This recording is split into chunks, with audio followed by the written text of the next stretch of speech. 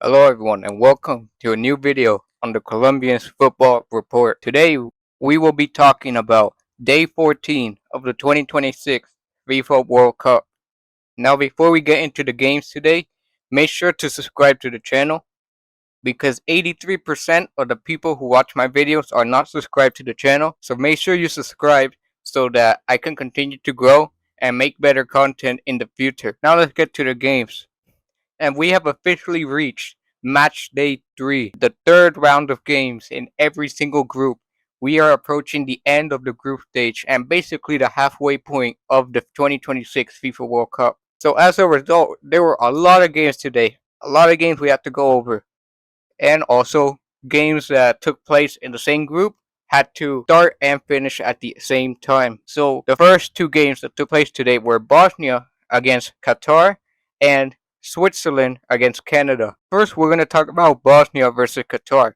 And this was a must win game for both teams. Both teams knew that if they won, they would be on 4 points, and that would basically see them through to the round of 32.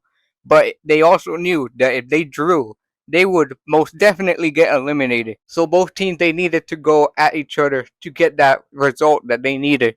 And Bosnia were the better team to start off the game. The stadium in Seattle was filled with Bosnians. However, despite their better start, they couldn't get past the Qatar defense and the goalkeeper. They had more possession, but they couldn't really do much with the ball. But eventually, the young 18-year-old winger, Alabegovic, he cut inside from the left-hand side, went towards the right, still outside the box, and when he found some space, he shot it from outside the box, and it went into the back of the net. A truly fantastic finish from him. I know that he is in the top 10 of youngest players to ever score at a World Cup now, thanks to that goal. And that was a crucial goal for Bosnia. That's the goal that they needed because thanks to that goal, they had 4 points.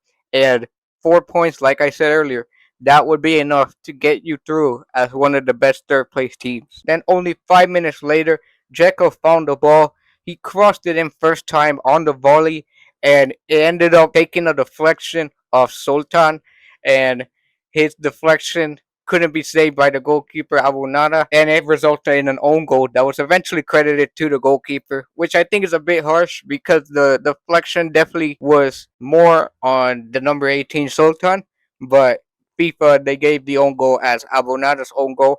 But that was the second goal that Bosnia needed, and they started to look much better. They were finally doing something with the possession they had. They were finally being successful in their attacks. However, against the run of play, Qatar went on a counterattack, and Junior found himself with some space on the left-hand side, and he crossed it into Haidos, and he tapped it in for a goal. It was the first goal that Qatar scored at this World Cup that wasn't an own goal, and that goal gave Qatar some life. And they actually ended the first half as the better team. They were starting to attack more because they knew what was at stake. They knew that they needed to win this game, and they were losing, but they had that goal, and that swung momentum a little bit towards their way. So they started attacking more for the rest of that first half, but Bosnia were able to weather the storm. And after that, it was very comfortable from Bosnia in the second half. They were attacking much more. They had more chances. They couldn't finish them, but the crucial thing is that they were controlling the game and they weren't letting Qatar have dangerous chances. And then eventually, as time went on, the substitute Mamic, who scored in the last game, he scored again, and that sealed the deal for Bosnia. It gave them the crucial 3-1 win. It was a great finish from him, and thanks to that win, Bosnia managed to finish in third place on 4 points, and they are into the round of 32. Meanwhile, Qatar have officially been eliminated from the tournament. Next, we have Canada and Switzerland. Canada, obviously the home team. They were playing in front of their fans in Vancouver, and this game was the battle for first place. And Switzerland knew that they had to win this game. Canada, with just a draw, would seal first place. So a draw or a win was good enough for Canada to finish top of the group. And like I mentioned before, Switzerland had to win this game. So Switzerland, as a result of that, they actually looked like the better team in the first 45 minutes. They had a really good chance that was saved by Kripo, and then the rebound of that chance was blocked by Cornelius. And besides that, they didn't really have too many dangerous chances. They were dominating possession and they were getting a little bit closer to Canada's goal, but they weren't truly like battering Canada. Canada were still truly in the game. They had some counterattacks as well that were quite dangerous. But all things considered, it was a pretty boring first half for the neutrals. It ended 0-0.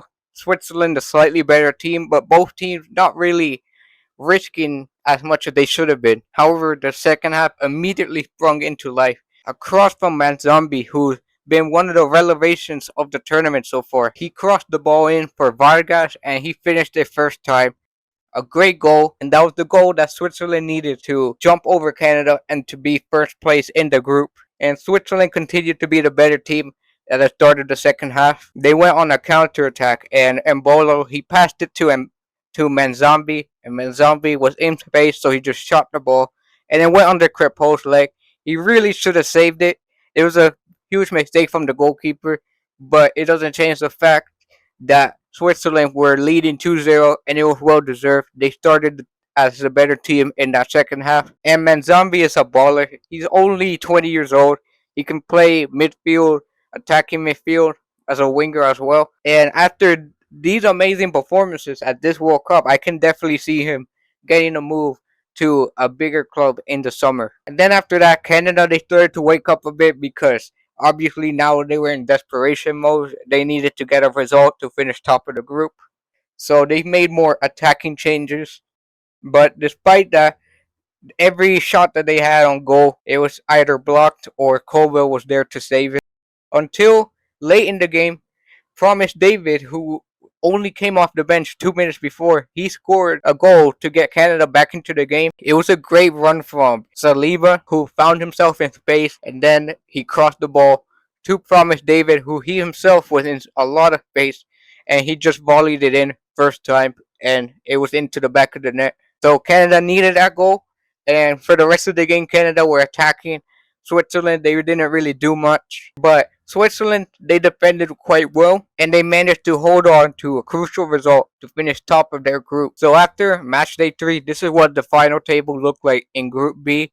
Switzerland top, Canada second, thanks to goal difference ahead of Bosnia, but Bosnia still qualified as one of the best third place teams, and Qatar finished last, officially eliminated from the World Cup. And this result for Switzerland means that they stay in Vancouver, where they will face a team that finishes third place. We still don't know which team, but it should be noted that as I'm recording this, the team that they would be facing is Algeria. But we still have to wait for all the games to finish in this match day before we could say who's going to face who. Meanwhile, Canada, we do actually know their next opponent, and it's South Africa, and I will later explain why. So they're the only team in the entire tournament, along with South Africa, of course, who know who they're going to face. But I expect for more games to get confirmed by the end of tomorrow. And meanwhile, Bosnia, since they're one of the best third place teams, we still don't know who they might face. But it looks very likely that they will face the United States. So we just have to wait and see.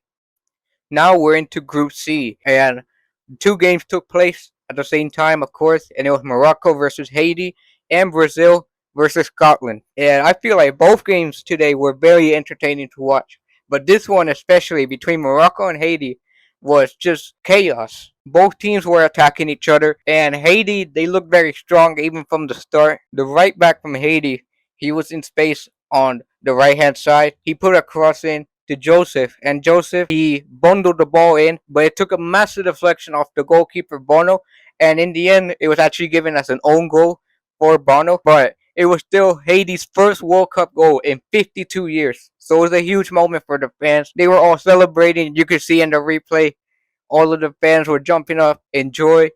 And it made sense, obviously, because that was their first World Cup goal in half a century. They've waited so long for that moment. And Haiti had the shock 1-0 lead against a Morocco team that needed to win in order to try to catch up to Brazil to finish first place. But after that, Morocco, they kept attacking. But Placide, he made multiple very good saves. And Morocco were actually struggling to break down Haiti. And Haiti on counterattacks, they were looking pretty good. But eventually, after an initial shot from a Moroccan player was saved by the goalkeeper Placide, Hakimi was there to tap it in. And he gave Morocco the equalizer to make it 1-1. And it was definitely deserved because Morocco, at that point, they started growing into the game. And they definitely deserved to equalize that game. However, what no one would have expected was that only 4 minutes after Morocco equalized the game, Haiti would go up 2-1. They would retake their lead. After a cross was cleared away, it found its way to Isidore. And Isidore, he just hit it from outside the box and it went right into the top corner. A truly fantastic goal, maybe the goal of the tournament. Who would have thought that Haiti would have scored one of the goals of the tournament at this World Cup? But it was truly a fantastic strike from outside the box, right into the top left hand corner. And already eliminated Haiti. We're 2-1 up on Morocco. But unfortunately, that joy didn't last for too long because eventually Morocco, they themselves went on a counterattack. Hakimi down the right hand side. He put in a great cross to Saibadi, and Saibadi, on the first time finish, he just put it into the corner of the net. A fantastic goal, to be fair. He now has 3 goals in 3 games. There's a reason why Bayern Munich wanted to sign him. And Saibadi, once again, showing up for Morocco to make it 2-2. And in the second half, Morocco, they definitely were much better than Haiti. Haiti were defending, but they were defending well until the 78th minute when Morocco finally were able to break down that Haitian defense.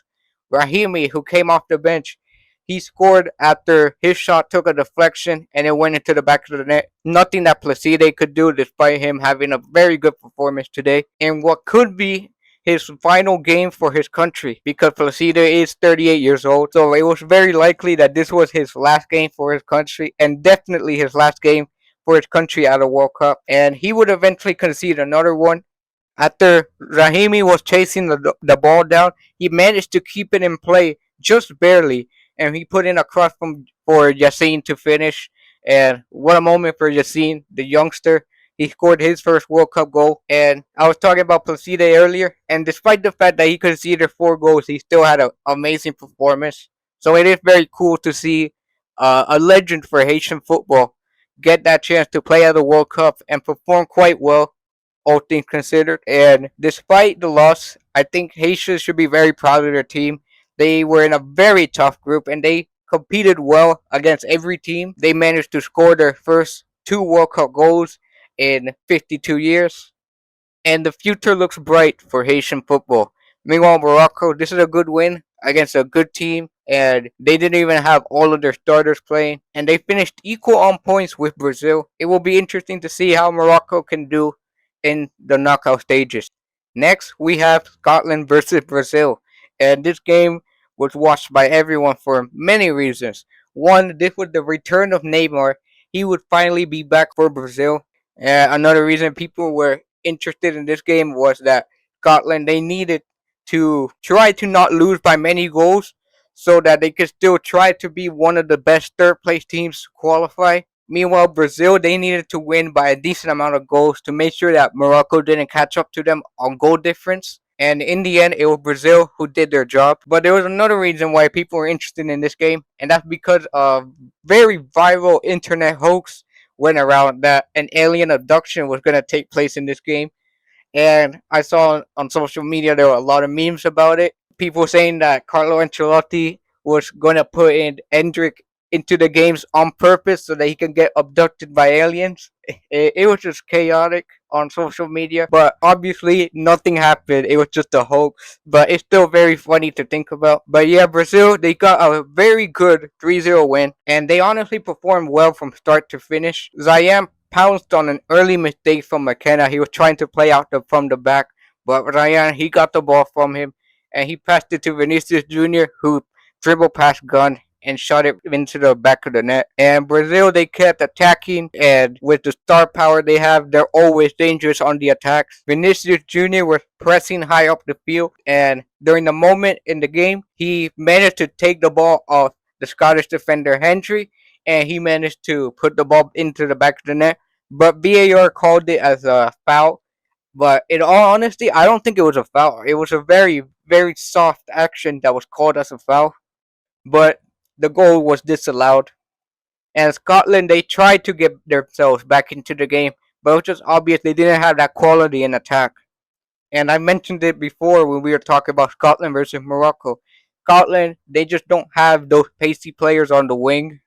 They're not really a good attacking team. And there's a reason why in this entire World Cup they only managed to score one goal in the entire tournament. And defensively they weren't great either. They were just a mess in general. And Brazil, on one of their attacks, Bruno Guimaraes, he was in a lot of space. He managed to put in a perfect cross for Vinicius Jr. to head the ball in. And he had this brace. This goal would not be disallowed. Vinicius Jr. with 4 goals in 3 games for Brazil in this World Cup, and he was very unlucky to not have a hat trick. He deserved a hat trick because I really don't think his goal that was disallowed deserved to be disallowed because, like I said, it was a very soft foul. But still, he had a fantastic performance. And Brazil, in the second half, they definitely slowed down a bit, and you could tell Scotland were trying to get themselves back into it. They had some half chances. I think Allison had to make one good save, if I can remember correctly. But besides that, Scotland they didn't really trouble Brazil that much. And on one of Brazil's counterattack, Bruno Guimaraes, he was in space and he managed to dribble past a midfielder. He got into the box and he just laid it off to Mateus Cunha, who was free, and he just shot it into an empty net. And that gave Brazil the 3-0 win, and that sealed Brazil's position at the top of the group. A very good win for Brazil. And all things considered, I would say Brazil have definitely improved as a team since Carlo Ancelotti was hired. Because if you saw Brazil before Carlo was there, they were a shambles. I think ever since Carlo Ancelotti was hired, Brazil, they have started to look better in the attack. Vinicius Jr. is finally starting to perform for his country. They look pretty good defensively. Alisson is performing well in the goal. And there's still concerns in the midfield because I still think Casemiro is a bit out of it. Paqueta, I definitely don't think he's the answer as a number 10. And Bruno Guimaraes, I think he's good, but he just needs that proper midfield partner next to him. That's someone that isn't Casemiro. But all things considered, I think Brazil are actually in a good spot right now. They're performing well. They've only tied one game, and it was against their toughest opponent. And they finished top of the group in very convincing style. And here's what the table looks like. Brazil first, 7 points. Morocco second with 7 points. So both of them equal on points, obviously. But Brazil are on top thanks to their goal difference. And Scotland, they finished third. And obviously, when you finish third, you still have a chance of going through. But it's going to be really difficult for Scotland. And I have to be honest, it's not looking good because their goal difference is really bad, -3. They would need a lot of results to go their ways in the next few matches on this match day. And it's looking very likely they might get eliminated. In fact, even the Scotland manager, Steve Clarke, he himself said that he thinks that Scotland are going home. So it's not a good look for Scotland. They need to pray for a lot of results to go their way in the next few days. And meanwhile, Haiti, they were already guaranteed to finish last. But I think they gave a great account of themselves. They played well in every single game. They had some bad luck in basically every game. And they played some very tough opponents. But they still made their own. And it will be interesting to see if they can return in 2030. But Brazil and Morocco, we still don't know who they're going to face. However, we can still make some assumptions because it is already guaranteed that Brazil will face a team that is second place in Group F. So that could be either the Netherlands or Japan. We have to wait and see. And I think there's still a small chance that Sweden could finish in that spot, but it's very unlikely. And Morocco is the same thing, just flipped. They faced the team that finished first place in Group F. So it will be either the Netherlands, Japan, or a very small chance of it being Sweden. But as things stand right now, as of recording, Brazil will face Japan and Morocco will face the Netherlands. Now we're into the final group that ended today, and that was Group A. The two games that took place at the same time today were South Africa versus South Korea and Mexico versus Czechia. And this game between South Africa and South Korea was crucial. It was a direct clash between two teams fighting for second place. And in all honesty, this game was not really the best game to watch as a neutral, especially the first half. It was kind of boring. But South Korea, for the first few minutes of the game, they looked like the better team. They had some shots very early into the game, but it was only for like the first 7 minutes. And then after that, it was all South Africa. They were definitely the better team, but they weren't having the most dangerous chances. The only real dangerous chance they had was when a shot was saved by the goalkeeper, but then the striker, Magopa, he managed to miss right in front of the goal. He shot it straight at the Korean goalkeeper. But despite that, it looked like South Africa were playing better, and they needed to play better because they were the ones more in need of a win than South Korea. Because if South Africa tied this game, they would finish on 2 points. And the reality is that if you finish with 2 points as a third place team, you will most definitely get eliminated because 2 points is not enough. And South Africa, they knew this. They knew that they needed to win this game. It was either finish second place or get eliminated entirely. However, in the second half, the trend continued. South Africa continued to be the better team. And eventually they went on a counterattack where the substitute Moremi was on the left hand side. He crossed the ball to Maseko. And Maseko, he shot the ball, curled it in into the bottom corner. The goalkeeper for Korea, he couldn't save it. And it was 1-0 for South Africa in Monterrey. And that was the crucial goal that South Africa needed to score. They needed to score that goal to make sure that they were into the next round. And it was deserved because they were definitely the slightly better team in this game. South Korea, they didn't reach the levels that they showed in that first game when they beat Czechia 2-1. And near the end of the game, South Korea, they started to play better, obviously, because they knew they needed to tie the game. So they started to push more men forward. But it didn't work for them because South Africa were good defensively. And even when their defense wasn't responding on a certain occasion, their goalkeeper was there to respond. He made a good save in stoppage time. And South Africa managed to hold on to a crucial result to finish second in their group.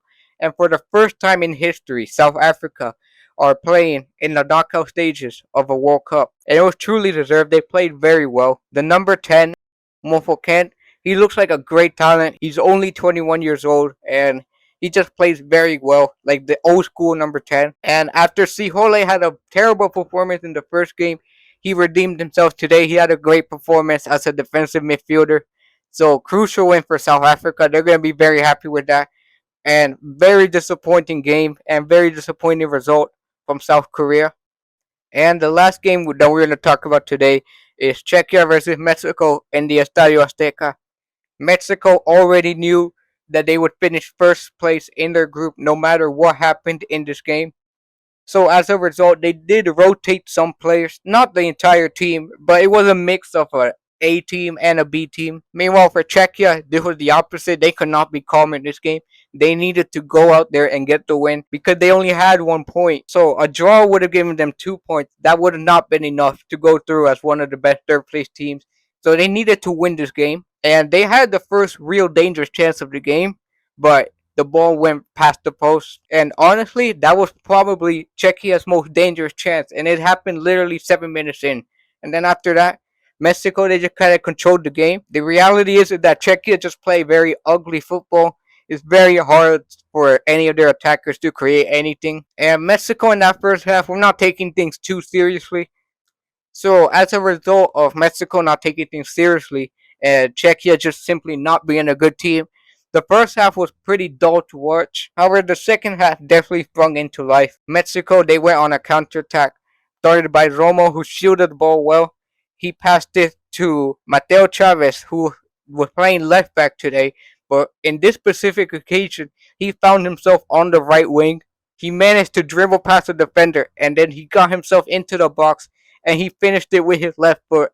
A fantastic goal. He finished that like a top quality winger, but he's a left back. And the stadium was bouncing. You could just feel the atmosphere after that goal was scored. Mateo Chavez, the 22-year-old left back, he scored in his first World Cup game, and Mexico deserved that. They were definitely playing slightly better. And then they went on another attack. Gilberto Mora was holding up the ball well, and then he saw a great run from Jorge Sanchez. So he passed it to Jorge Sanchez.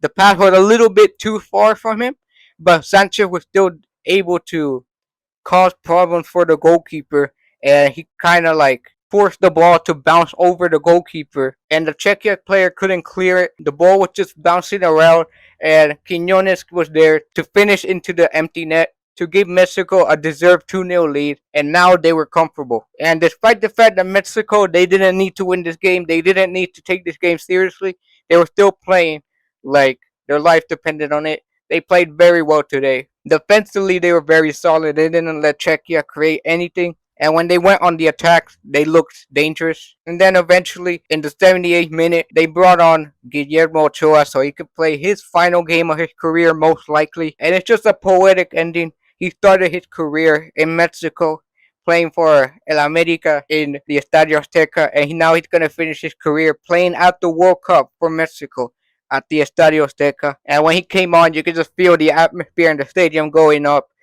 All the Mexicans were very happy to see him for one last time. They gave him the reception that he deserved. And eventually Mexico scored a third goal in stoppage time. It came from a goal kick from Ochoa, which managed to find its way to Roberto Alvarado, who passed it to Santi Jimenez, who came off the bench. He couldn't finish. It was saved by Kovar, but the rebound found its way to Alvarado again, and he passed it to another substitute, Fidalgo, and he just finished it into the net to make it 3-0 for Mexico. And half the team celebrated with Fidalgo, the other half celebrated with Ochoa, who started the goal thanks to his amazing goal kick. So it was a truly emotional moment for the Mexican fans and the Mexican players, and a very good win for Mexico. But as for Czechia, super disappointing from them. They finished bottom of the group as a result of this 3-0 loss. So this is how the table finished. Mexico finished top on 9 points. Their next game in the round of 32 will be at the Estadio Azteca, and it will be against a third place team. As things stand, Scotland would be the team they would face, but I'm willing to bet that that will change because I do think Scotland will get eliminated after the match day is done.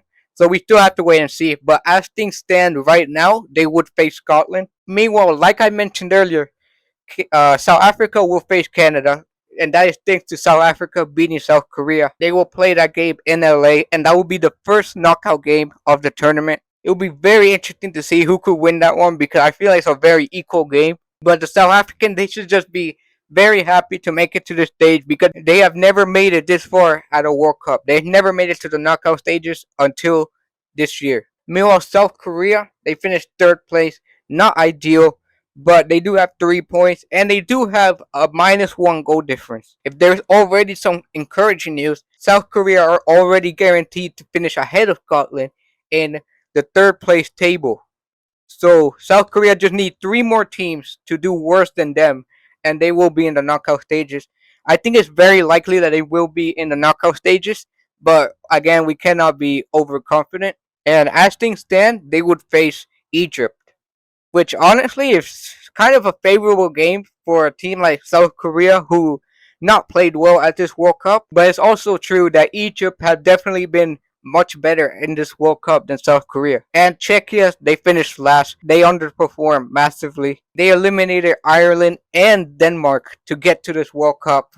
But once they were in the tournament, they just failed to perform. And I don't know how the Czechs are feeling. I don't know if they feel disappointed that they got eliminated in a very doable group, or whether they were just happy to be at the tournament to begin with. But either way, they could have definitely done much better, and it's definitely a wasted opportunity for the Czech Republic. Who knows when they'll be back at a World Cup. But that is it for day 14 of the 2026 FIFA World Cup. Make sure you like the video. Make sure you subscribe to the channel like I mentioned earlier. I have nothing more to say, and have a good night, everyone.